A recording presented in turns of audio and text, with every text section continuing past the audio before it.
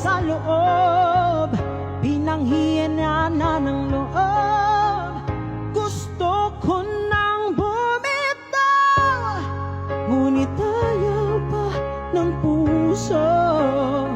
Gusto ko nang bumitaw, may pag-asa pa siguro. Kalaban ang sarili, sino bang dapat pumili? Sino nga ba ako?